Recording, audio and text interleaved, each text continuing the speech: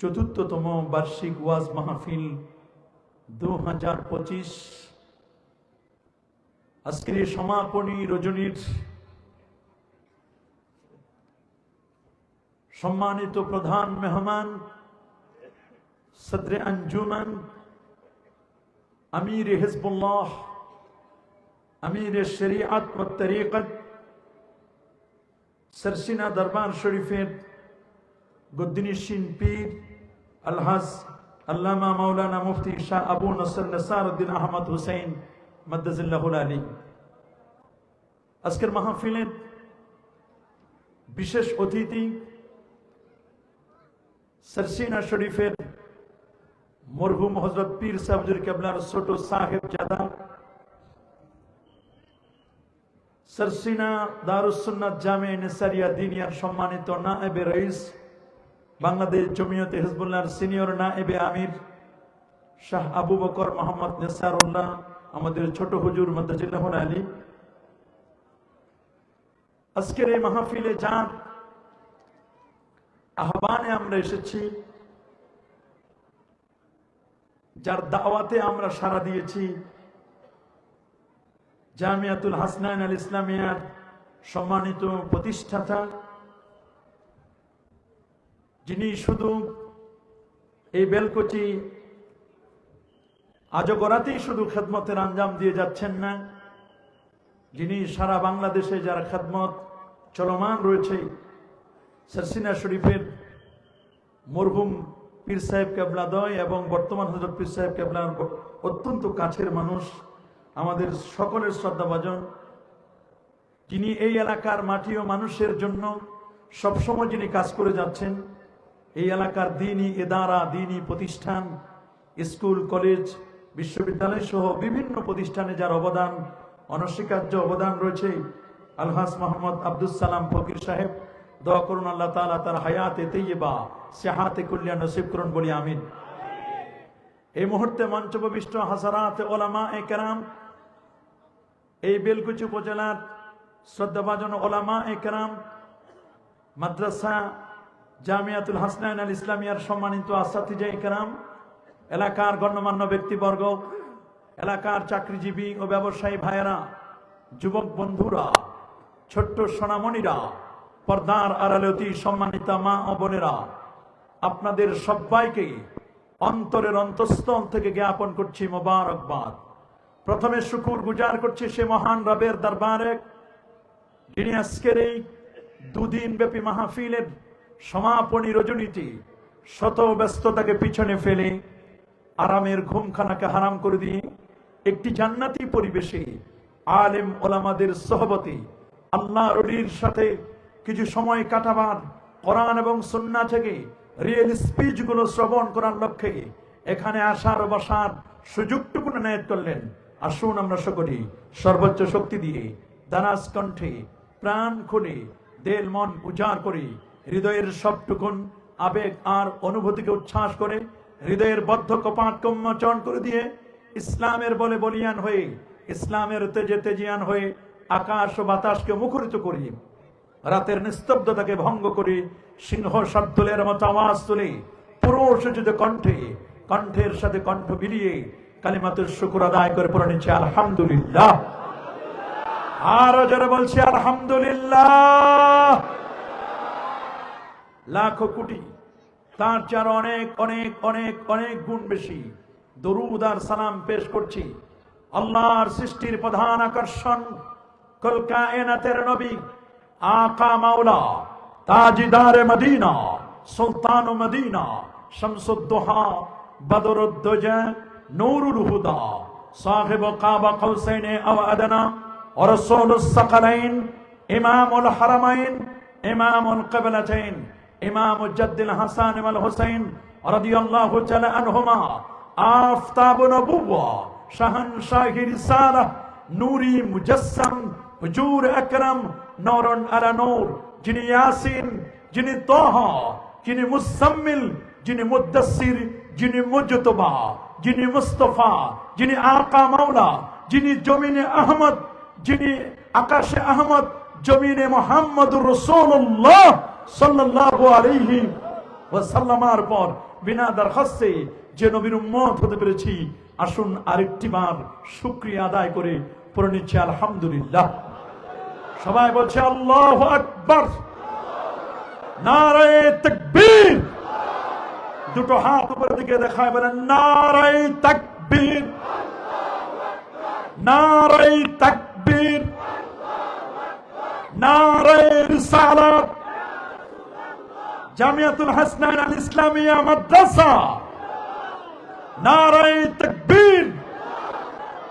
পবিত্র ওয়াজ মাহফিল, সরসিনা দরবার শরীফ, সরসিনা শরীফের হযরত পীর সাহেব হুজুর কেবলা, নারায়ে তাকবীর।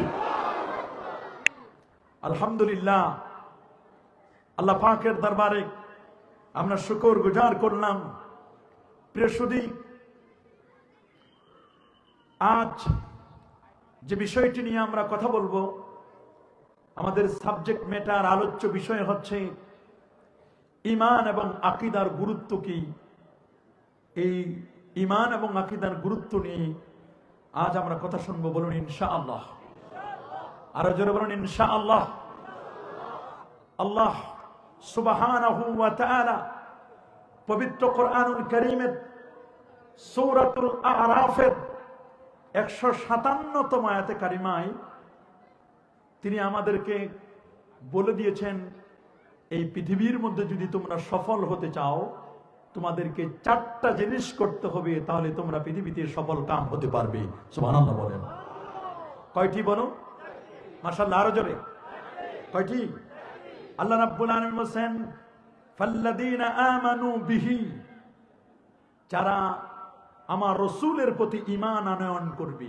এটা হলো প্রথম কাজ, রসুলের প্রতি ঈমান আনয়ন করা, এটা হলো প্রথম কাজ।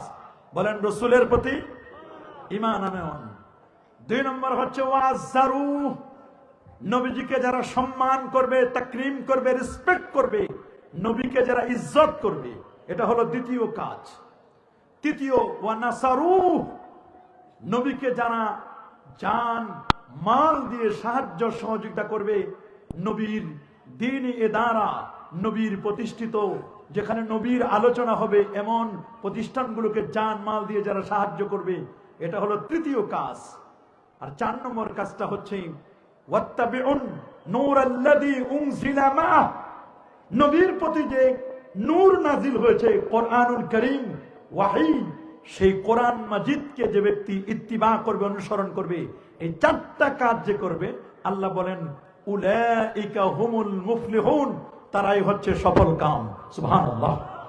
আমি আজকে যে আয়াতটি তেলাওয়াত করেছি তার বাংলা তরজমা করলাম, তার আলোকে শুনবো সংক্ষিপ্ত আকারে তাফসীর আলোচনা ইনশাআল্লাহ। প্রিয় সুধী, আপনারা সকলে অবগত আছেন বর্তমান যুগটি এটি একটি অত্যাধুনিক যুগ। এটি এআই, জিমিনি, চ্যাটজিপিটি সহ বর্তমান অনলাইন এবং অফলাইনের জগতে যারা অত্যন্ত সোচ্চার, তারা ভালো করে বুঝেন বর্তমান যুগের মানুষগুলো লেটেস্ট এবং আপগ্রেড সফটওয়্যারগুলো ইনস্টল করে, মানুষ এখন আর পুরাতনের দিকে কেউ তাকায় না, মানুষ এখন সব নতুনত্বের দিকে চলে যাচ্ছে। নতুন জিনিস এখন মানুষ ডেলিভারি চাচ্ছে। কথা বলুন ঠিক কিনা? মনে রাখবেন, পৃথিবীতে যত কিছু নতুন সব ভালো, কিন্তু আমল, ঈমান, আকীদা এগুলো যত পুরাতন তত ভালো। আল্লাহু আকবার বলেন। ঈমানের ক্ষেত্রে নতুন খুঁজলে হবে না, আকীদার ক্ষেত্রে নতুন খুঁজলে হবে না। ঈমান, আকীদা, আমল পূর্বের যারা, কাদিম যুগের যারা, পুরাতনটাকে খুঁজতে হবে। কথা বলুন, যারা বলুন। আপনি শুনলে অবাক হবেন, আজ যে পৃথিবীতে আমরা বসা, এই পৃথিবীর বয়স 454 কোটি বছর। সুবহানাল্লাহ বলেন। কত? 454 কোটি বছর ধরে এই পৃথিবী চলছে। আল্লাহ সুবহানাহু ওয়া তাআলা 454 কোটি বছর ধরে এই পৃথিবী আবার চলছে। 51,01,500,000 বর্গ কিলোমিটারের বিশাল এই পৃথিবী। এই পৃথিবীতে 195টি রাষ্ট্র, এর মধ্যে 193টি সেই জাতিসংঘের সনদপ্রাপ্ত, 57টি ওআইসি ভুক্ত, 59টি মুসলিম দেশ। 59টি মুসলিম দেশে আল্লাহর কোরআন থাকবার কথা, প্রিয় নবীজির সুন্নতে মুআত্তারা, সুন্নতে মুতাহহারা, প্রেমময় ও সুগন্ধিময় সুন্নতগুলো থাকবার কথা। কিন্তু আপনারা শুনলে অবাক হবেন, আজকেই কোরআনের গবেষণা চলছে, নবীজির সুন্নতের গবেষণা চলছে এই পৃথিবীর 184টি রাষ্ট্রে। আল্লাহু আকবার বলেন, আর জোরে আল্লাহু আকবার। প্রিয় সুধী, একদল মানুষ উঠে পড়ে লেগেছে, ইসলাম হটাও, মুসলমানদেরকে বন্ধ করো, কোরআনের বাতিকে অফ করে দাও। খোদার কসম করে বলি, এই বিশ্ব জগৎ থেকে ইসলাম, মুসলমান আর আল্লাহর কোরআনকে কি কেউ কখনো মুখের ফুৎকার দিয়ে নিভিয়ে দিতে পারবে? হাত তুলে দেখাও, মুসলমান পারবে? আরো জোরে বলুন, পারবে? এটি কোন চেরাগ বাতির মতো নয়, এটি মোমবাতির মতো নয়, এটি কোন স্ফুলিঙ্গ এর মতো নয়, ফু দিলে নিভে যাবে। নো, ইউরিদুনা লিইউতফিউ নূরাল্লাহি বিআফওয়াহিহিম ওয়াল্লাহু মুতিম্মু নূরিহি ওয়ালাউ কারিহাল কাফিরুন। তারা চায় মুখের ফুৎকার দিয়ে ইসলামকে মিটিয়ে দিবে।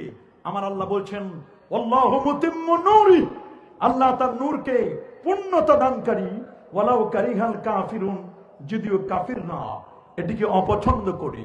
আল্লাহু আকবার বলেন। কি বলেন, ইসলামকে মিটানো যাবে? যারা ইসলামকে মিটাই দিতে চায় তাদের বড় বড় পণ্ডিতগুলো কোরআনের পরশেষে কালেমা পড়ে মুসলমান হচ্ছে। মুসলমানের সবচেয়ে বড় দুশ্মন হলো আমেরিকা। কথা বলেন, আমেরিকায় এমন কোন জুমার দিন বাকি নেই, জুমার নামাজের পরে 10 জন, 20 জন, 30 জন, 40 জন, 50 জন ভ্যাটিকান, ক্যাথলিক, খ্রিস্টান বাইবেল ছেড়ে দিচ্ছে। ওল্ড টেস্টামেন্ট, রামায়ণ, গীতা, জেন্দাপ্রস্তা, জুহা সব ছেড়ে দিয়ে আল্লাহর কোরআনকে বুকে জড়িয়ে ধরে কালিমা পড়ে মুসলমান হচ্ছে। আল্লাহু আকবার। গির্জাগুলোতে টুলেট লাগিয়ে দিয়েছে, ভাড়া হবে। মুসলমান সেই গির্জার টুলেট নামে তাওহীদের আজান, আল্লাহু আকবারের ধ্বনি দিয়ে গির্জাগুলোকে কিনে মুসলমান সেখানে মসজিদ বানিয়ে আজান দিচ্ছে, ইকামত দিচ্ছে, সেখানে নামাজ হচ্ছে। আল্লাহু আকবার। সেই দিন আর বেশি দিন নয়, 2050 সালে আমেরিকায় সবচেয়ে যে সংখ্যাগরিষ্ঠ জাতিটি হবে সেই জাতিটির নাম হচ্ছে মুসলমান। আল্লাহু আকবার বলেন। हम तो मुसलमान हैं, पीछे भागने वाले नहीं, सीनों में सामने सरनगो करने वाले नहीं। আমরা তো মুসলমানের জাত, আমরা পিছনে ফেরার জাত নয়, আমরা সামনে চলার জাত। সুবহানাল্লাহ বলেন। কবি আল্লামা ইকবাল বলেছেন, तौहीद की अमानत सीनों में है हमारे, ये आशा नहीं मिटा दो नामो निशाना हमारे। अल्लाहु আকবার। আমাদের সিনায় আছে তাওহীদ, শুধু তাওহীদ না, আমাদের সিনায় রয়েছে রিসালাত। যার সিনায় তাওহীদ আছে, রিসালাত আছে, এই সিনা থেকে কি কখনো ঈমানকে মিটাই দেওয়া যাবে? যাবে? ঈমানের পাওয়ার কত! সহিহ মুসলিম 6212 নম্বর হাদিস। আমার রাসূল জিজ্ঞেস করলেন, আইয়ুল খালকে আজাবু ইলাইকুম ঈমানা। আমার সাহাবীরা বলো তো, এই পৃথিবীতে কাদের ঈমানটা তোমাদের কাছে আশ্চর্য মনে হয়? সুবহানাল্লাহ বলেন, আল্লাহু আকবার বলেন। বলো তো আমার সাহাবীরা, এই পৃথিবীর মধ্যে আল্লাহর সৃষ্টি জগতের মধ্যে কাদের ঈমানটা আশ্চর্য মনে হয়? সাহাবীরা বলল, ইয়া রাসূলুল্লাহ, আমরা মনে করি ফেরেশতাদের ঈমানটা আশ্চর্যের। কাদের বলেন না? কাদের? ফেরেশতাদের ঈমান। আমাদের ঈমান তো জোয়ার হয়, ভাটা হয়, মাহফিলে আসলে একরকম, গানের প্যান্ডেলে গেলে আরেক রকম। কথা বলেন। আমাদের কখনো জোয়ার কখনো ভাটা। আর ফেরেশতাদের ইমানের কোনো জোয়ার নাই, ভাটা নাই। বলল ফেরেশতাদের ইমানটা সবচেয়ে আশ্চর্যের। আমার রাসূল বলেন, ফেরেশতাদের ইমান আশ্চর্যের কি আছে? ওরা তো আল্লাহর কাছাকাছি থাকে, আল্লাহর কত কুদরত দেখে, কত ক্ষমতা দেখে, এতে আশ্চর্যের আমি কিছুই মনে করি না। আমার রাসূল বললেন, না, তোমাদের উত্তর সঠিক হয় নাই। বলো তো নেক্সট, তোমরা কাদের ইমানটাকে আশ্চর্য মনে করো? সাহাবায়ে কেরাম বললেন, ইয়া রাসূলুল্লাহ, তাহলে ফেরেশতাদের ইমান যদি আশ্চর্যের না হয়, তাহলে আমরা মনে করি নবী রাসূলদের ইমানটা মনে হয় আশ্চর্যের হবে। সুবহানাল্লাহ বলেন। তা আমার নবী মুস্কি হাসি দিলেন। আরে বাবা, আমার রাসূল যখন মুস্কি হাসি দিতেন, যখন কথা বলতেন, দাঁতের ফাঁক দিয়ে খালি নূর চমকাইতো। আল্লাহু আকবার। আল্লাহ নবীর সাথে একবার যদি কেউ মুসাফা করত, 40 দিন পর্যন্ত হাতে ঘ্রাণ পাওয়া যেত। নবী যদি কোনো রাস্তা দিয়ে যেতেন, জিপিআরএস লাগতো না, অটোমেটিক গোলাপের ঘ্রাণে বোঝা যেত এই রাস্তা দিয়ে আমার রাসূল হেঁটে গেছেন। কেমন দয়ার নবী, কেমন মায়ার নবী। শামাইলুত তিরমিজির 14 নম্বর হাদিস, ইজা তাকাল্লামা রুয়াকান নূর। নবীজি বলে দিলেন, শোনো, নবীদের ইমান তোমরা আশ্চর্য মনে করো কেন? নবীদের কাছে তো আল্লাহর পক্ষ থেকে ওহী নাজিল হয়, আল্লাহর সাথে হটলাইন। নবীরা তো আল্লাহকে সব সময় তথ্য পায়, এতে ইমান আনা এটা তো স্বাভাবিক, এটা অস্বাভাবিক কিছুই না। তখন সাহাবায়ে কেরাম বললেন, ইয়া রাসূলুল্লাহ, তাহলে কাদের ইমানটা আমরা আশ্চর্য মনে করব? তাহলে তো মনে করি যে আমাদের ইমানটা মনে হয় আশ্চর্যের। ফেরেশতার ইমান যেহেতু আশ্চর্যের হলো না, নবী রাসূলদেরটা আশ্চর্য হলো না, তাহলে আশ্চর্য হবে আমাদের ইমানটা। তা আমার রাসূল বললেন, শোনো, তোমাদের ইমান আমার আশ্চর্যের কি আছে? আমি রাসূলুল্লাহ তো তোমাদের সামনে আছি, তোমরা আমারে দেখো, আমার মুজিজা দেখো। জিবরিল আমিন আসে আমার কাছে, জিবরিল তো একবার নয় দুবার নয়, 24,000 বার আমার দরবারে আসছে জিবরিল। 600 নূরের পাখা। জিবরিলকে দেখো, আমার উপর যখন ওহী নাজিল হয় আমি ঘেমে যাই, বুঝতে পারো তোমরা। আমার মুজিজা দেখো, নবীর আঙ্গুল মোবারক থেকে যখন টপ টপ করে পানি পড়তো, তখন নবীর আঙ্গুলের পানি দিয়ে 1700 সাহাবী ওযু করে নিছে। আল্লাহু আকবার বলেন। এগুলো দেখে তোমরা ঈমান আনবা, এটা তো স্বাভাবিক, এখানে আশ্চর্যের কি আছে? সাহাবায়ে কেরাম ওরা একেবারে নিচু করে ফেলেন মাথা, বলেন, হুজুর, তাহলে কাদের ঈমান আশ্চর্য? কাদেরটা আপনি মনে করেন আশ্চর্যের ঈমান? নবীজি বলেন, তোমাদের পরে আমার একদল উম্মত, আখিরি জামানার উম্মত। নবীজি আমাদের দিকে ইঙ্গিত করে বলেছেন। আরো যারা বলেন আল্লাহু আকবার। নবীজি বলেছেন, শুনুন, এই পৃথিবীর মধ্যে এমন একটি দল হবে যারা আমাকে দেখবে না, আল্লাহকেও দেখে নাই, আমাকেও দেখবে না, ফেরেশতাদেরকেও দেখে নাই, সাহাবায়ে কেরাম তোমাদেরকেও দেখবে না। ওদের কাছে শুধু আল্লাহর কোরআন থাকবে, কোরআন মাজিদটা থাকবে। এই কোরআনটা তারা দেখবে, কোরআন মাজিদ তেলাওয়াত করবে, আল্লাহর পরিচয় জানবে, নবীর কথা শুনবে, সাহাবীদের কথা শুনবে। এরা দেখে নাই। এরা যদি আমাকে দেখতো রে লাউরাউনি, তারা যদি আমাকে দেখতো, তাদের জান মাল, টাকা পয়সা, অর্থ করি সবকিছুর বিনিময়ে হলেও আমি রাসূলুল্লাহর সাথে তারা দেখা করত। আচ্ছা, আপনারা যদি শুনেন যে আল্লাহর নবী আমেরিকায় আছে, অথবা আল্লাহর নবী মদিনা শরীফে সবার সাথে মুসাফা করতেছে, আমার তো মনে হয় কিডনি বিক্রি করে হলে মানুষ আল্লাহ নবীর জিয়ারতে যাবে। কি বলেন আপনারা, যাবে না? হাত তুলে রাখান, যাবেন না? নারায়ে তাকবীর, নারায়ে রিসালাত। চিন্তা করতে পারেন, নবীজি কিন্তু আমাদের কথা বললেন যে তোমাদের ঈমানটা আশ্চর্যের। সুবহানাল্লাহ, আল্লাহু আকবার বলেন। আমাদের ঈমানটা আশ্চর্যের। ফাল্লাযীনা আমানু বিহি, যারা ঈমান আনয়ন করবে আমার উপর, নবীর উপর ঈমান। নবীর উপর ঈমানের আগে তো আল্লাহর উপর ঈমান আনতে হবে। আল্লাহ রাব্বুল আলামিন বলে দিয়েছেন, ইন্নাল্লাযীনা আমানু ওয়া আমিলুস সালিহাতি কানাত লাহুম জান্নাতুল ফিরদাউসে নুজুলা খালিদিনা ফিহা।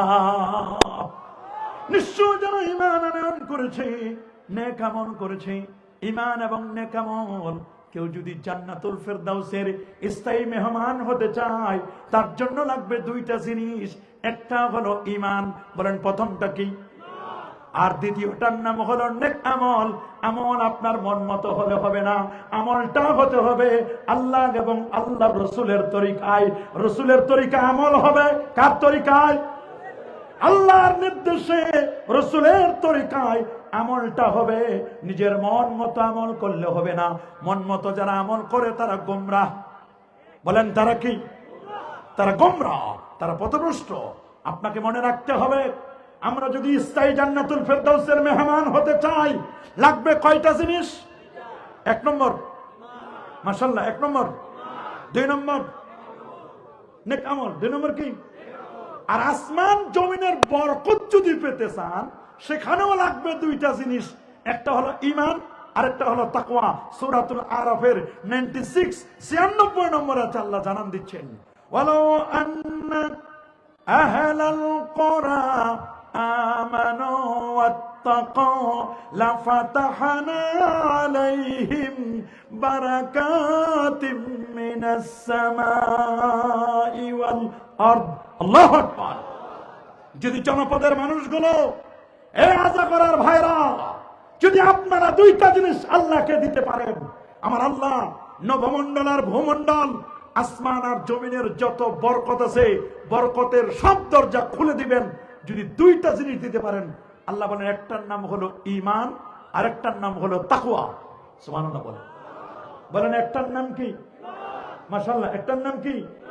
আরেকটা তাকওয়া। তাকওয়া, তাকওয়া। রাসূল বলেন আত-তাকওয়া হা হুনা, আত-তাকওয়া হা হুনা, আত-তাকওয়া হা হুনা। সুম্মা আশারা ইলা সাদরিহি। বামদুদের দুই আঙুল নিচে এই জায়গায় থাকে তাকওয়া। কে তালুকদার, কে জমিদার, কে চেয়ারম্যান, কে মেম্বার, কে এমপি, কে মন্ত্রী, আমার আল্লাহ বলেন এগুলো আমার ধর্তব্য নয়। ইয়া আইয়ুহান নাস ইন্না খালাকনাকুম মিন যাকারিন ওয়া উনসা ওয়া জাআলনাকুম শুউবান ওয়া কাবাইলা লিতাআরাফু ইন্না আকরামাকুম ইনদাল্লাহি আতকাকুম।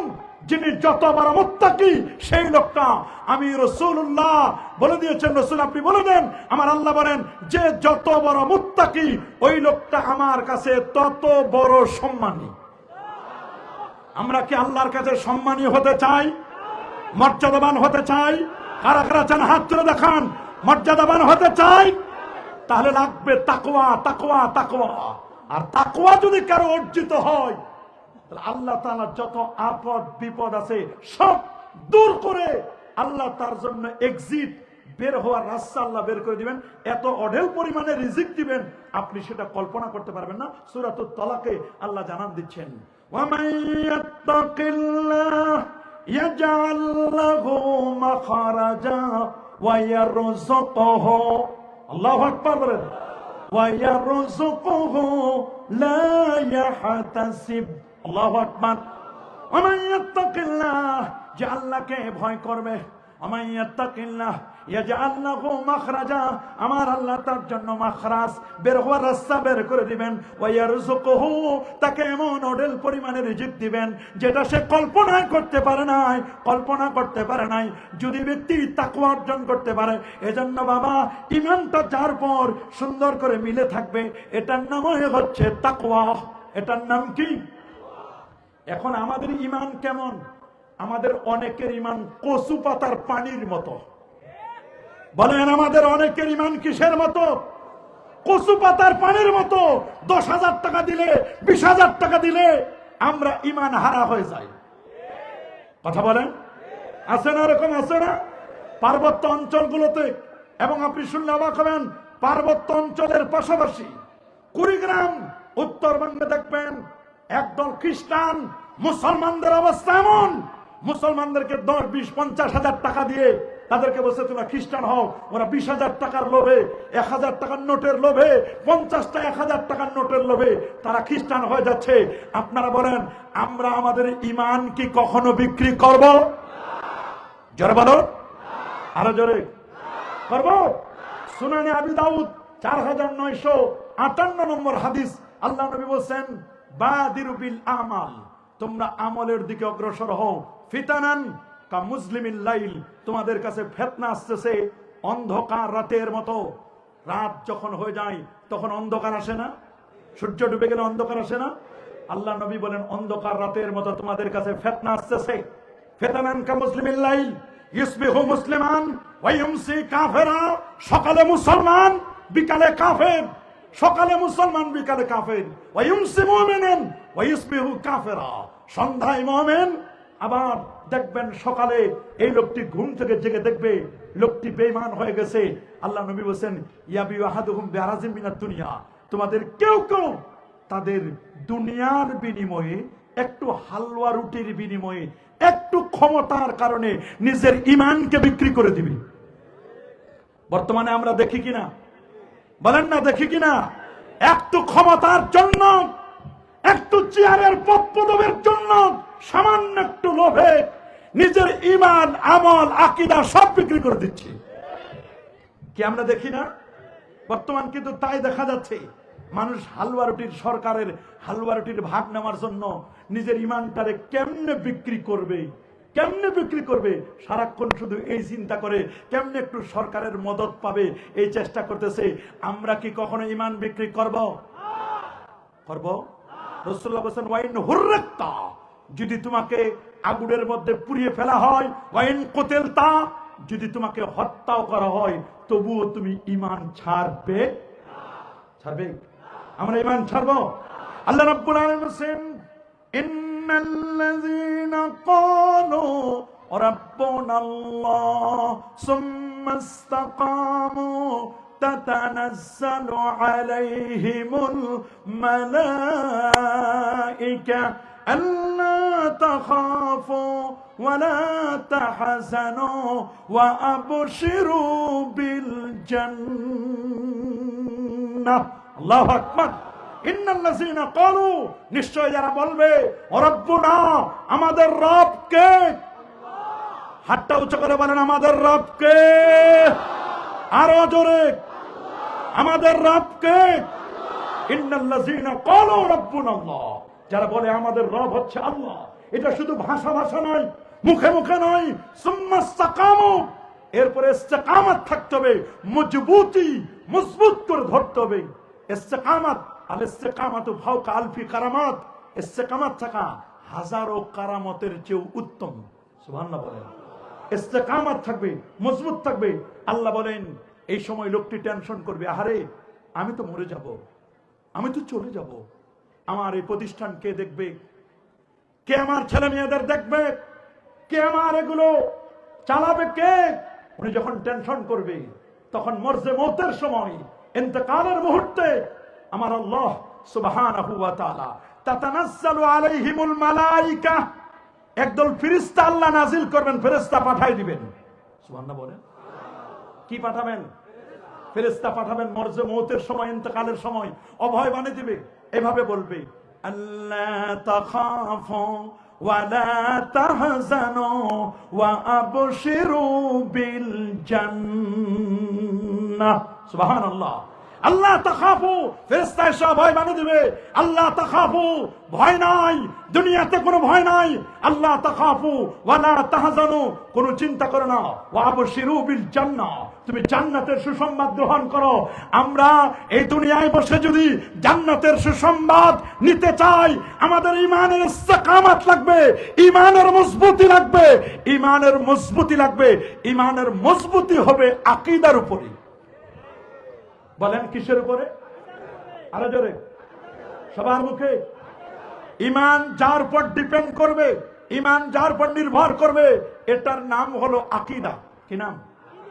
আমি যদি আপনাদেরকে জিজ্ঞেস করি, দেখি তো আপনারা বলতে পারেন কিনা, আমাদের ঈমানের পার্ট কয়টা? আঙ্গুল দুইটা দেখাই দিছি, বলেন কয়টা? সবাই বলেন আরো জোরে। ঈমানের পার্ট কয়টা? প্রথম পার্ট হলো তাওহীদ। বলেন প্রথম পার্ট তাওহীদ। বলেন প্রথম পার্ট। দ্বিতীয় পার্ট হলো রিসালাত। সুবহানাল্লাহ বলেন। প্রথম পার্ট কি? দ্বিতীয় পার্ট রিসালাত। তাওহীদ হলো লা ইলাহা ইল্লাল্লাহ, তাওহীদ কি লা ইলাহা, এটুকুন হলো তাওহীদ। সুবহানাল্লাহ বলেন, এটুকুন কি তাওহীদ। আর মুহাম্মদুর রাসূলুল্লাহ সাল্লাল্লাহু আলাইহি ওয়াসাল্লাম এইটুকুন হলো রিসালাত। আচ্ছা আপনারা বলেন, আল্লাহ ছাড়া কোনো মাবুদ নাই, এই কথাটা কি আল্লাহ আপনাদেরকে এসে বলে গেছেন? আমাদেরকে বলে গেছেন? আল্লাহ বলছেন? তাহলে তাওহীদ, আল্লাহ যে এক, আল্লাহর পরিচয়, এটা আমরা জেনেছি কার মাধ্যমে? মাশাআল্লাহ, এই তো বুঝে গেছেন কার মাধ্যমে। তাহলে তাওহীদ, আল্লাহর পরিচয়, আল্লাহকে আমরা জেনেছি কার মাধ্যমে? নবীকে বাদ দিয়ে যদি আপনি আল্লাহর কাছে যেতে চান, নবীকে বাদ দিয়ে আপনি যদি তাওহীদ তাওহীদ তাওহীদ করেন, আমি তাওহীদবাদী, নবীকে বাদ দেন, কখনো আপনি ঈমানদার হতে পারবেন না, আপনার তাওহীদ টিকবে না। তাওহীদের উপর থেকে থাকতে হলে রিসালাতের চাবি লাগবে, তাওহীদটা লক করা, তাওহীদটা তালা মারা। তাওহীদকে খুলতে গেলে রিসালাতের চাবি ছাড়া আপনি খুলতে পারবেন? কি লাগবে রিসালাতে? বলেন কি লাগবে? রিসালাতের চাবি।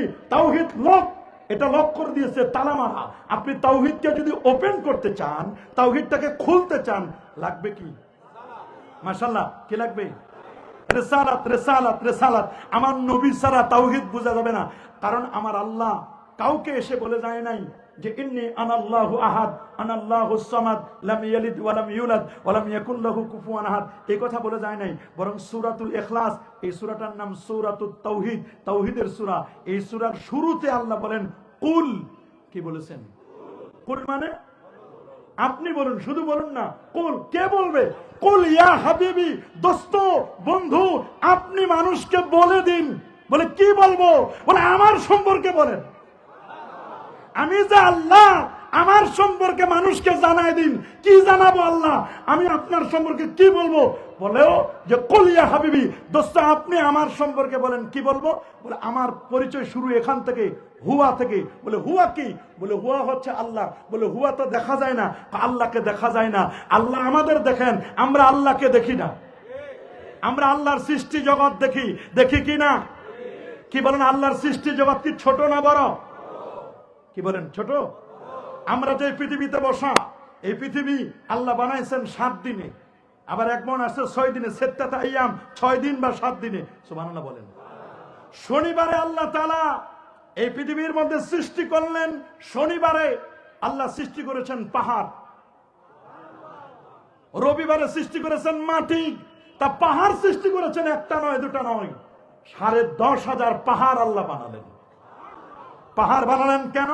এই পৃথিবীর নরবর থরবর ছিল, এই নরবর থরবর পৃথিবীকে স্থির করার জন্য আল্লাহ তাআলা পাহাড়কে সৃষ্টি করলেন। পৃথিবীর প্রথম পাহাড়টার নাম হলো জাবালু আবি কুবাইস। এটা মক্কা শরীফে বাদশার বাড়ি যেখানে, ওইটা পৃথিবীর প্রথম পাহাড়। এটা সমস্ত পাহাড়ের মূল হলো ওইটা। সুবহানাল্লাহ বলে। তাহলে পৃথিবীর পাহাড়ের মূল কি? জাবালু আবি কুবাইস। পৃথিবীর শহরগুলোর শ্রেষ্ঠ শহর কি? উম্মুল কুরা হলো মক্কা। বলেন উম্মুল কুরা, মক্কার নাম কি? উম্মুন মানে মা, মা মানে আসল। উম্মুন মানে কি? মা, মা মানে আসল, মূল। মূল কুরা মানে কারিয়ার বহুবচন। শহরের মূল হলো মক্কা, কারণ ওখানে আছে আল্লাহর ঘর, খানায়ে কাবা। আল্লাহু আকবার। আরে বাবা, ইন্না আউওয়ালা বাইতি উদিয়া লিন-নাস লাল্লাযী বিবাক্কাতা মুবারাকা হুদাল লিল আলামিন। এটা বিশ্ব জগতের মানুষের জন্য হেদায়েত।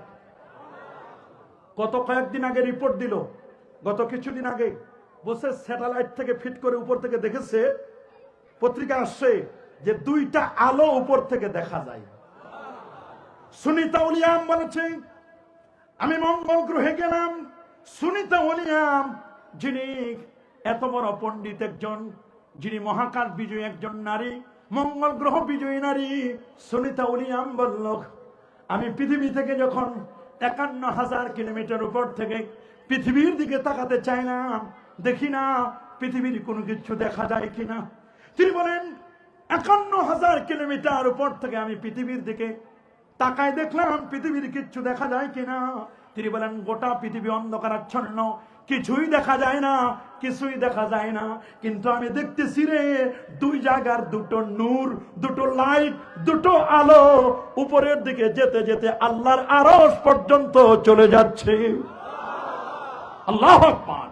তিনি বলেন আমি টেলিস্কোপের মাধ্যমে, রেডিও টেলিস্কোপের মাধ্যমে আমি দেখলাম ওই আলো দুটা, রে দুটা কথাকার আলোগুলো খুঁজতে খুঁজতে খুঁজতে খুঁজতে আমি দেখলাম একটা আলো হলো আল্লাহর ঘর খানে কাবার আলো। ওরে যেই জায়গায় 1 রাকাত নামাজ পড়লে 1 লক্ষ রাকাতের সওয়াব।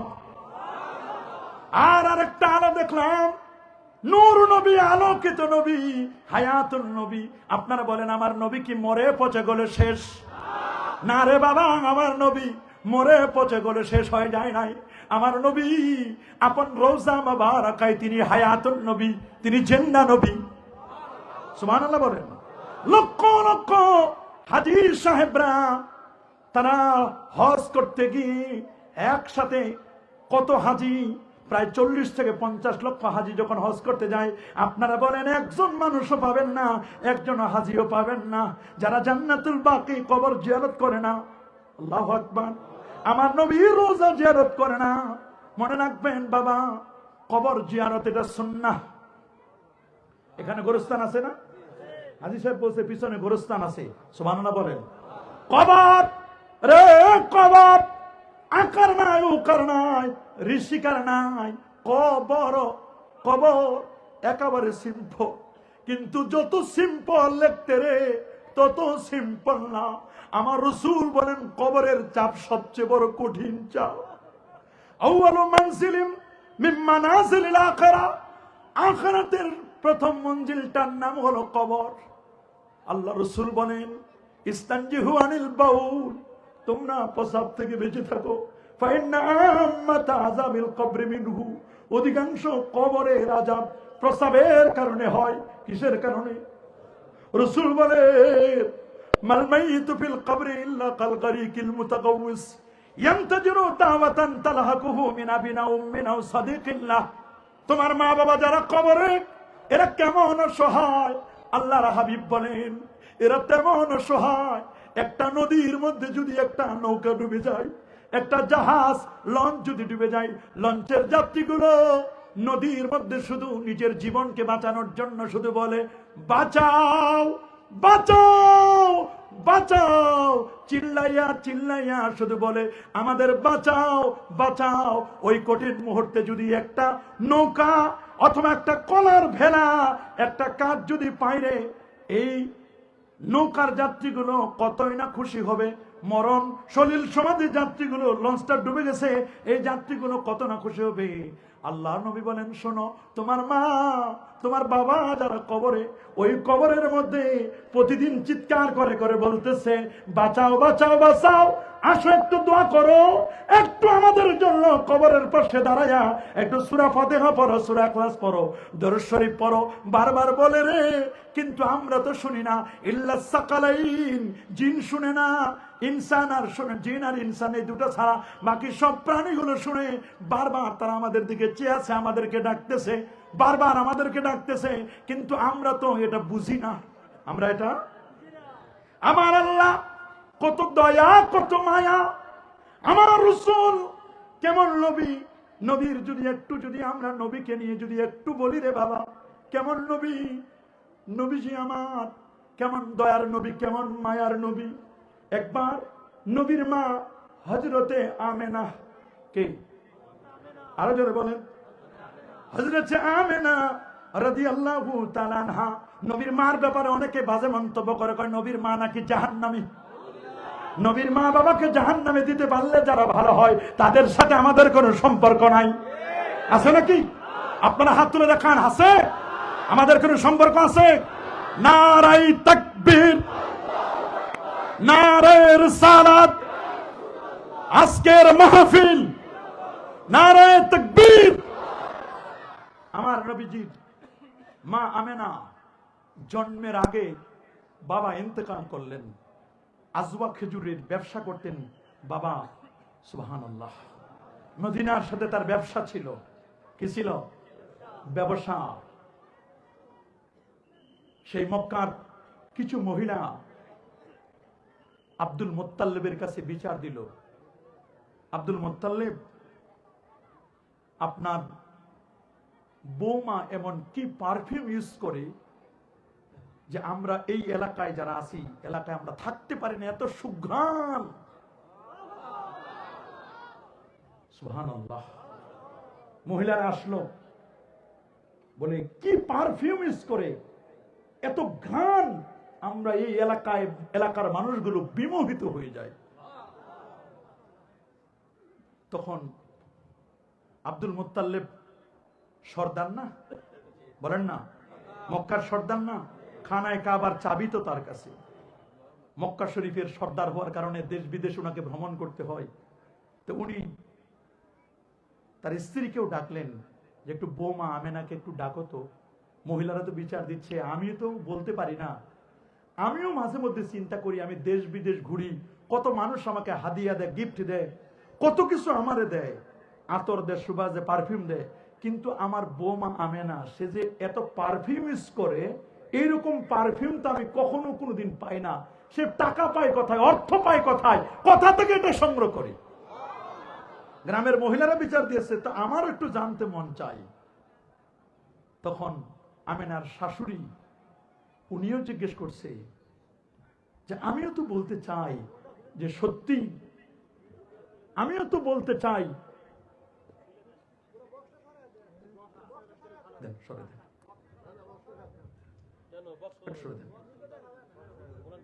আমিও তো একটু জানতে চাই,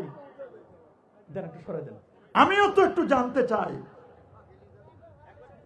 যে যখন বাথরুম মানে গোসলখানা বাথ থেকে আসে, ওয়াশরুম থেকে যখন বের হয়, ওই ওয়াশরুমের সুগন্ধিতে থাকা যায় না। আল্লাহু আকবার, আরো জোরে বলুন আল্লাহু আকবার।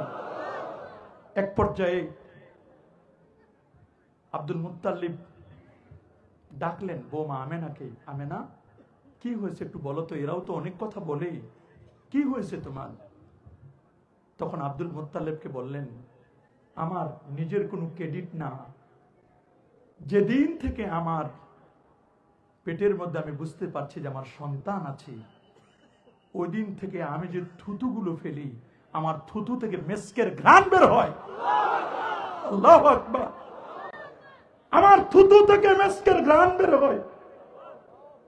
আমি যে রুমে থাকি, রুমের দেওয়ালগুলো থেকে মিস্ক আম্বরের ঘ্রাণ বের হয়। আমি যদি কোথাও পানি আনার জন্য যাই কোনো কূপে, কূপের পানি অটোমেটিক, বালতি ফেলার লাগে না, অটোমেটিক উপরে উঠে আসে। আমি যখন পাথরে যখন পা রাখবো, পাথর আর পাথর থাকে না, এটা তুলোর মতো নরম হয়ে যায়। আমার কোনো ক্রেডিট না।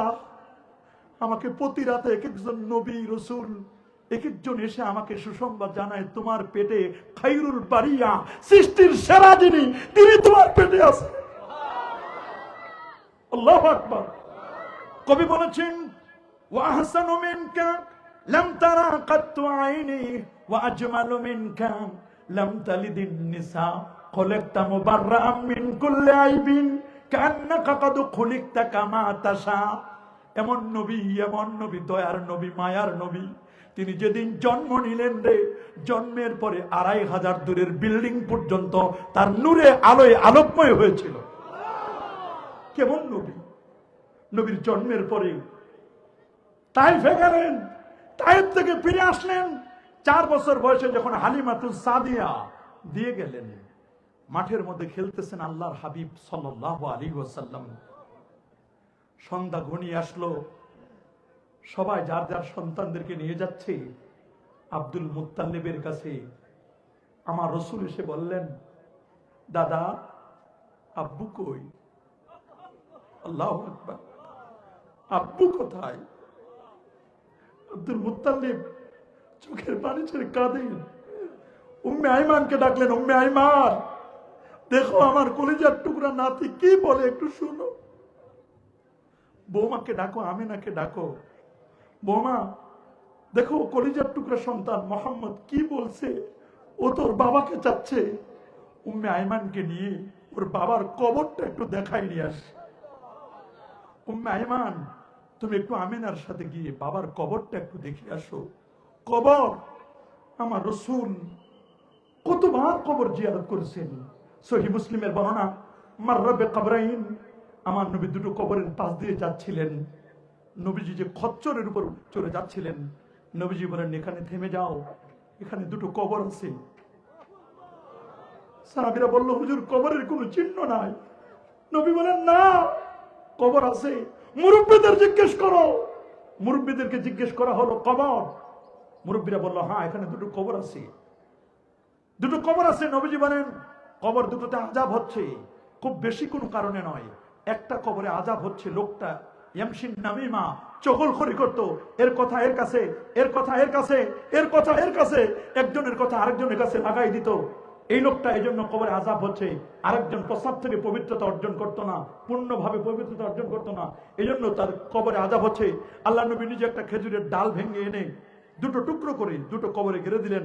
বলেন, আশা করা যায় কবরে আযাব আল্লাহ মাফ করে দিবেন। তাহলে বলেন, কবরের আযাব আছে না নাই? আরো জোরে, আছে না? উম্মে আইমান আমার রাসূলকে কোলে নিয়ে, আমেনাকে সাথে নিয়ে যাচ্ছেন, আল্লাহর হাবিবকে সাথে নিয়ে। আমেনার কলিজা ছিঁড়ে যাচ্ছে। দীর্ঘদিন পর স্বামীর কবর দেখবে, আব্দুল্লাহর কবর, আব্দুল্লাহর কবর দেখবে দীর্ঘদিন পর। যেতে যেতে যেতে যেতে যেতে যেতে কবরের কাছে যখন আসলো, আমার রাসূল বাবার কবরের পাশে কয়েক ঘন্টা দাঁড়িয়ে কি কি যেন পড়তেছেন। আল্লাহু আকবার, কি কি যেন পড়তেছেন। ঠিক এমন একটি মুহূর্তে আমেনা বললেন, উম্মে আইমান, আমার কপালে একটু হাত দিয়ে দেখ, আমার কপালটা ঘেমে যাচ্ছে, শরীর আমার গরম হয়ে গেছে, আমার জ্বর আসছে মনে হয়। উম্মে আইমান, আমি মনে হয় বেশি দিন বাঁচবো না। স্বামীর কবরের কথা শুনে, স্বামীর কবর দেখে ভিতরে ঢেউ খেলতেছি। এক পর্যায়ে উম্মে আইমানকে বললেন, আমার কলিজার টুকরা, আমার মুহাম্মদ একটু বুকে দে, আমি একটু জোড়ায় ধরে ওরে একটু চুমু খাই।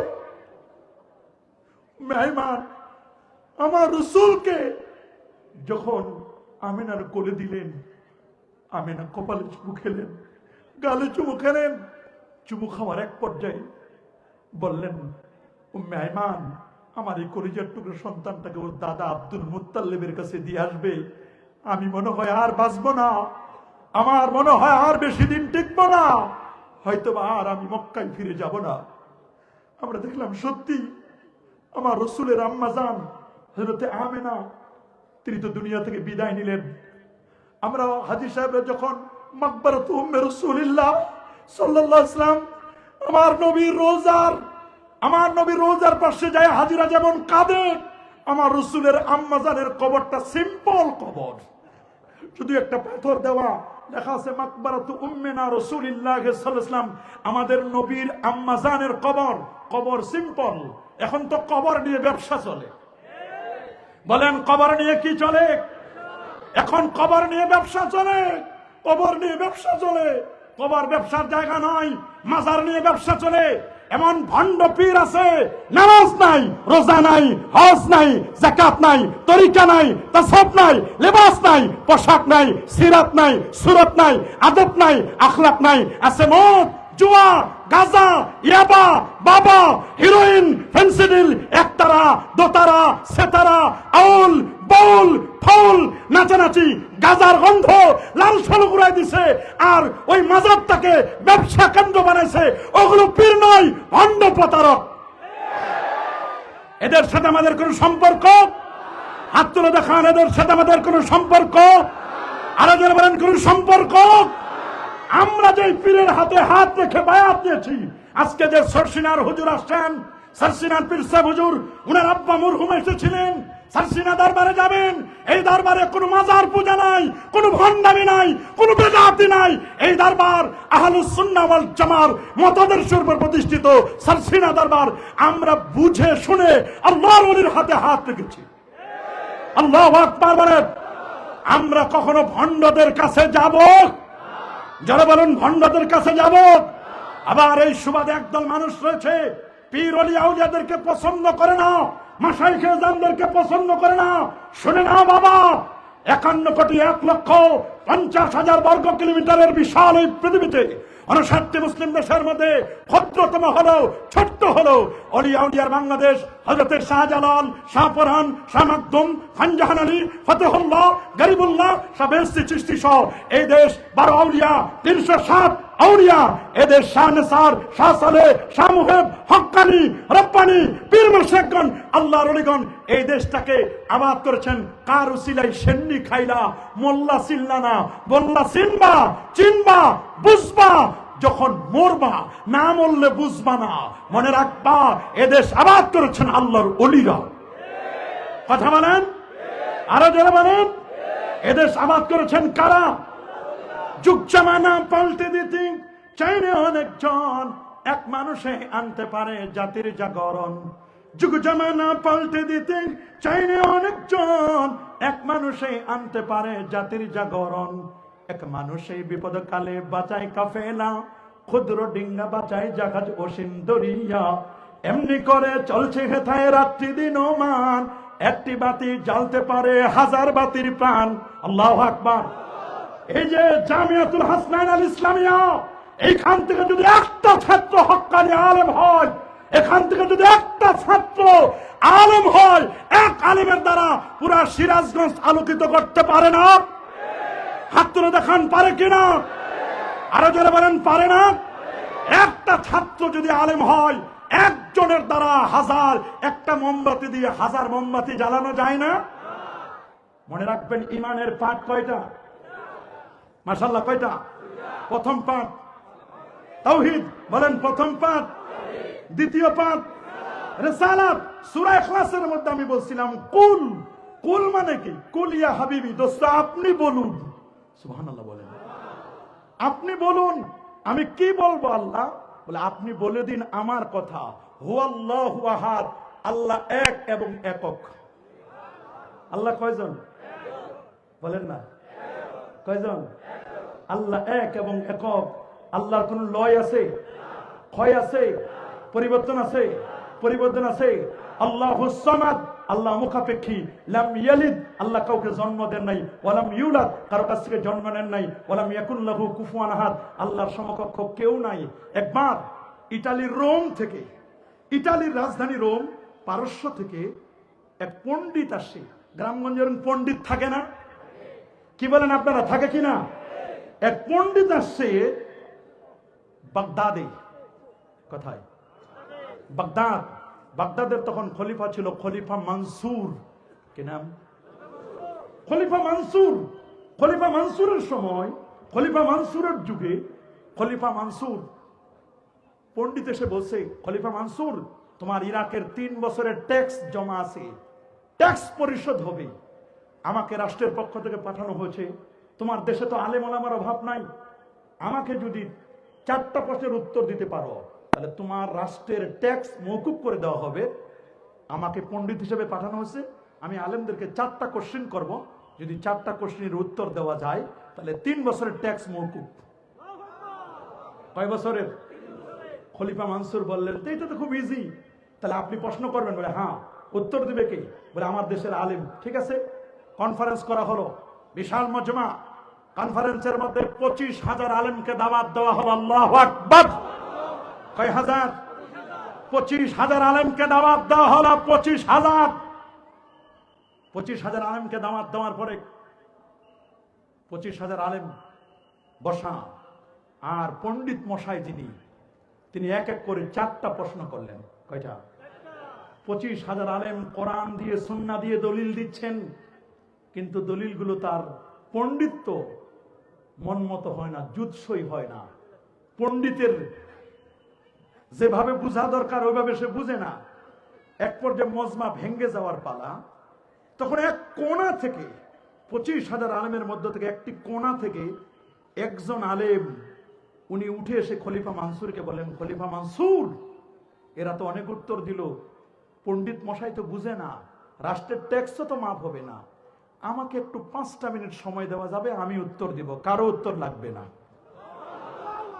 জিজ্ঞেস করা হলো, কোন থেকে যে লোকটি উঠে এসেছিলেন তিনি অন্য কেউ নয়, আমাদের মাযহাবের যিনি ইমাম, ইমামুল আজম আবু হানিফা নুমান ইবনে সাবিত রাদিয়াল্লাহু তাআলা, আল্লাহু আকবার। আমাদের মাযহাবের যিনি ইমাম, যিনি আল্লাহর কোরআন থেকে 12,70,971টা মাসআলা বের করেছিলেন, যার 90,000 ছাত্র, 6,500 উস্তাদ ছিল। সুবহানাল্লাহ বলেন। 55 বার আমার নবীজির রওজা মুবারাকা জিয়ারত করেছেন। এখন তো সমাজের মধ্যে পণ্ডিত বাইর হয়েছে, ওরা মক্কা শরীফে যায়, মিনা যায়, মুজদালিফা যায়, আরাফা যায়। ওরা বলে মদিনা শরীফে যাওয়ার দরকার নাই, মদিনা যেতে চায় না। ভাই, মদিনায় নবী মরে পচে গলে শেষ, তার কাছে যাওয়ার দরকার নাই। আমরা কি আকীদা রাখি আমার নবীর রওজায় যাওয়ার দরকার আছে না নাই? হাত তুলে দেখাও মুসলমান, আছে না নাই? আমরা বিশ্বাস করি কিনা আমার রাসূল মদিনা মুনাওয়ারায় তিনি হায়াতুন নবী, তিনি মৃত্যুর সাধন করলে আপন রোজায় তিনি হায়াতুন নবী, তিনি উম্মতের সালাম শুনেন না? সুনানে আবি দাউদের হাদিস, মা মিন আবদিন ইসাল্লিমু আলাইয়া ইল্লা রাদ্দাল্লাহু আলাইয়া রূহি হাত্তা রুদ্দা আলাইহিস সালাম। আমার কোন উম্মত পৃথিবীর যে কোনো প্রান্ত থেকে আমি রাসূলুল্লাহকে সালাম দিলে আমি নবী নিজ কানে তার সালাম শুনি, আমার সালাম আমার কাছে পৌঁছানো হয় এবং আমি তার সালামের জবাবও দেই। আল্লাহু আকবার বলেন। অনেকেই মদিনা শরীফ যেতে চায় না। মনে রাখবেন, ভালো লাগার জায়গা হচ্ছে মদিনা, ভালোবাসার জায়গা কোথায়? কবি সুন্দর করে বলে দিয়েছেন, ইয়াসরিব নামে ছিলে তুমি অলক্ষণের দেশ, বড়ই মারাত্মক যে ছিল তোমার পরিবেশ। নবীর ছোঁয়া লেগে তুমি সোনার মদিনা, সব ভুলিব কিন্তু তোমায়, আহা সব ভুলিব কিন্তু তোমায়, সব ভুলিব কিন্তু তোমায়। কি বলেন, আমার নবীকে কি ভুলা যায়? উম্মতি নবীকে কখনো ভুলতে পারে? কখনো ভুলতে পারে না। আল্লাহ নবী নিজেই বলেছেন, আনা হাইয়ুন ফি কবরি, আমি নবী আপন কবরে আমার রওজায় জিন্দা। শুধু আমি না রে, ইন্না আম্বিয়া আল্লাহে আহয়াউন ফি কুবুরিহিম ওয়া হুম ইউরযাকুন। সমস্ত নবীগণ আপন আপন রওজা মুবারাকায় তারা জিন্দা, আল্লাহর পক্ষ থেকে তারা রিজিক প্রাপ্ত। আল্লাহু আকবার। এই জমিনকে আমার আল্লাহ নোটিশ করে দিয়েছেন, ইন্নাল্লাহা হারামা আলাল আরদে আন তাকুনা আজসাদাল আম্বিয়া, কোন নবীর অস্থি মজ্জা চুল পরিমাণ গোশত ভক্ষণ করা এই জমিনের পর আমার আল্লাহ হারাম করে দিয়েছেন। আল্লামা আবুল খায়র আক্তা বলেন, আমি 5 দিন পর্যন্ত মক্কা শরীফে ক্ষুধার্ত, আমারে কেউ খাবার দেয় না। আমি চলে গেলাম আমার নবীজির মদিনা মুনাওয়ারা। যদিও মদিনা অনেক দূরে রে, মুমিনের কাছে মদিনা দূরে না। কি বলেন, মুমিনের কাছে কি মদিনা শরীফ দূরে? না না না, মুমিনের কাছে মদিনা শরীফ দূরে না। এজন্য কবি বলেছেন, সোনার মদিনা বহু দূরে, কিন্তু মদিনাওয়ালা আমার অন্তরে, আমার অন্তর জুড়ে মদিনা গাছে রে, ওই মদিনা কেমনে যাব পথ চিনি না রে। কি মদিনা শরীফ যাইতে মন চাই? কার কার চাই হাত তুলে দেখাও মুসলমান। কি মদিনা মুনাওয়ারায় যেতে মন চাই? কেন যাবেন না? কেন যাবেন না? কেন আপনি যাবেন না মদিনা মুনাওয়ারায়? আবুল খায়র আল আক্তা বলেন, 5 দিন পর্যন্ত ক্ষুধার্ত মক্কা শরীফে আমার কোনো কেউ খাবার দিল না। আমি চলে গেলাম আমার নবীর মদিনা মুনাওয়ারায়, রাসূলুল্লাহ রওজায় গিয়ে আমি সালাম দিলাম। আল ওয়াফাউল ওয়াফা, ওয়াফাউল ওয়াফা, ওয়াফাউল ওয়াফা বিআখবার দারিল মুস্তাফা কিতাবের 2য় খণ্ড 254 পৃষ্ঠার মধ্যে ইমাম সামহুদি নকল করেছেন। আল্লামা আবুল খায়র আত্তা বলেন, 5 দিন পর রাসূলের রওজায় গিয়ে সালাম দিয়ে তাহাজ্জুদের নামাজ পড়ে 100 বার দরুদ শরীফ পড়ে আমি মদিনা শরীফের পাশে আমি ঘুমিয়ে পড়লাম। আমি রাতের বেলায় স্বপ্ন দেখছি। আরে বাবা, আমার রাসূলকে স্বপ্নে দেখা যায় কি যায় না? যারা বলেন যায় কি যায় না? আমাদের পীর মুর্শিদ বলে গেছেন, হুজুর কেবলা হুজুর বলে গেছেন, শর্ষিনার হুজুর বলে গেছেন, বাবা এশার নামাজের পর দিলটা যদি সাফ হয় রে, খাবারটা যদি হালাল হয়, কলবটা যদি তোমার সঠিক থাকে রে, এশার নামাজের পরে যদি 100 বার দরুদ শরীফ পড়ো, চক্ষু দুটো বন্ধ করে যদি মদিনা মুনাওয়ারায় নবীর রওজার দিকে যদি তুমি খেয়াল করো, দিলটা যদি সাফ হয় রে, খাবারটা যদি হালাল হয়, রাতের বেলায় ঘুমের ঘরে স্বপ্নে নবীর জিয়ারত পাবে। রাসূল বলে দিয়েছেন, মান রানি ফিল মানামে ফাকাদ রানি হাক্কা লিআন্না শাইতানা লা ইয়াতামাসসালু বি। যারা আমাকে স্বপ্নে দেখছে রে, সত্যি সত্যি আমি রাসূলুল্লাহকে স্বপ্নে দেখেছে, শয়তান আমার আকৃতি নিতে পারে না। কি রাসূলকে স্বপ্নে দেখতে চায়? চাই চাই। কারা কারা কারা কারা? আল্লাহ আল্লাহ তুমি কবুল করো বলে আমিন। আরো যারা বলে আমিন। এশার নামাজের পরে 100 বার দরুদের আমল যেন ভুলে যায় নাই। বলেন আল্লাহুম্মা সাল্লি আলা সাইয়্যিদিনা মুহাম্মাদিন আন-নাবিয়্যিল উম্মি ওয়া আলিহি ওয়া সাল্লাম। এই দরুদ 100 বার পড়বেন, রাতের বেলায় নবীজির জিয়ারত হয়ে যাবে। আল্লামা আবুল খায়ের আক্তা বলেন, ঘুমের মধ্যে আমি দেখতেছি আল্লাহর হাবিব সামনে, ডানে আবু বকর সিদ্দিক রাদিয়াল্লাহু তাআলা, বামে ফারুক আজম, এক পাশে উসমান জিন্নুরাইন, আরেক পাশে হযরতে আলী। রাত দেখতেছি রাসূলুল্লাহর হাতে একটা রুটি মোবারক, রুটির ভিতরে মাখন ঘি দেওয়া। ওই মুহূর্তে রুটিটা নিয়ে আলী রাদিয়াল্লাহু তাআলা দৌড়ে এসে আমাকে বলেন, ইয়া আবুল খারাত্তা কুম কাদ জা রাসূলুল্লাহ। এই তুমি দেখো না আল্লাহ নবী তোমার সামনে চলে আসছে, দাঁড়াও দাঁড়াও দাঁড়াও, তাড়াতাড়ি দাঁড়িয়ে যাও। আল্লাহু আকবার। হযরত আলী রাদিয়াল্লাহু তাআলা এসে বলেন, এই আবুল খারাত্তা তুমি দাঁড়াও, রাসূলুল্লাহ তোমার সামনে স্বপ্নের কথা। সুবহানাল্লাহ বলেন। আল্লামা আবুল খারাত্তা বলেন, আমি দাঁড়াই গেলাম, দাঁড়াই দেখতেছি আল্লাহর নবীর নূরানী চেহারা খালি নূর চমকাচ্ছে। নবী যখন এরকম করে হাত উঠাতেন, বুখারীর বর্ণনা হাত্তা ইউরা বায়াজে তাহে, এই পর্যন্ত হাত উঠালে নবীজির বগল মোবারক থেকে নূর চমকাতো। আল্লাহু আকবার বলেন। নূর চমকাবে না কেন মিয়াসাম? কেন নূর চমকাবে না? নূর তো এই জন্য চমকাবে। নূর কেন চমকাবে না? আল্লাহু আকবার বলেন। নূর তো চমকাবে কারণ আমার নবীর নূর এমন আলো, এমন ফোকাস, এমন লাইট। আমার নবীকে কোন সূর্যের নূর, সূর্যের আলো, এটাকে কোনো বাধা হয় নাই। কি বলেন হবে?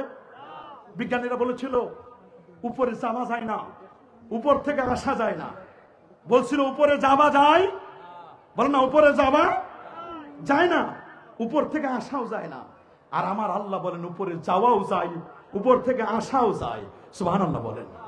কি বলেন? উপরে যাওয়া যায় না? জোরে বলেন না উপরে যাওয়া যায় না, উপর থেকে আসা যায় না। আল্লামা আবুল খারাত গভীর ওই সময়টির মধ্যে আমি দেখতেছি আল্লাহর হাবিবের কাছে রুটি মোবারক। এই রুটিটা নিয়ে আমাকে বললেন, আবুল খায়ের আক্তা নাও, আমি রাসূলুল্লাহ, মেহমান তো তুমি, তোমাকে আমি নিজে খাওয়াই দেব, মুখটা হা করো। আবুল খায়ের আক্তা বলেন, মুখের মধ্যে আল্লাহর নবী আমার মুখে রুটি পুরাই দিলেন। আমি রুটি খাচ্ছি।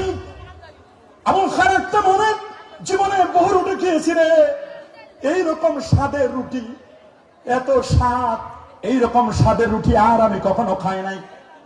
রুটিটা খাওয়ার পরে অর্ধেক রুটি খাওয়া শেষ, ওই মুহূর্তে দেখলাম আল্লাহর হাবিব আমার মুখে যখন রুটিগুলো পুরাই দিচ্ছে, আমি রুটিটা খাচ্ছি, আল্লাহর হাবিব আমার রুটি খাওয়াই দিচ্ছি। মুহূর্তের মধ্যে দেখলাম আজান দিচ্ছে। আজান দেওয়ার পরে আমার ঘুমটা ভেঙে গেল। ঘুমের মধ্যে যে রুটি খাচ্ছিলাম রে, কসম আল্লাহ, ঘুমের মধ্যে যে রুটি খাচ্ছিলাম, আমি দেখলাম ঘুম থেকে জাগার পরে বাকি অর্ধেক রুটি মোবারকটা আমার হাতের মধ্যে আছে। আল্লাহু আকবার। কেমন নবী, কেমন নবী! ওরা বলছে উপরে যাওয়া যায় না, উপর থেকে আসা যায় না। আমার আল্লাহ বলেন উপরে যাওয়াও যায়, উপর থেকে আসাও যায়। সুবহানাল্লাহ বলেন। বলে উপর থেকে নেমেছেন এমন প্রমাণ, বলে উপর থেকে নেমেছেন আদম এবং হাওয়া। আদম এবং হাওয়া। আলহামদুলিল্লাহ, এই এলাকার যিনি বিএনপির পক্ষ থেকে যিনি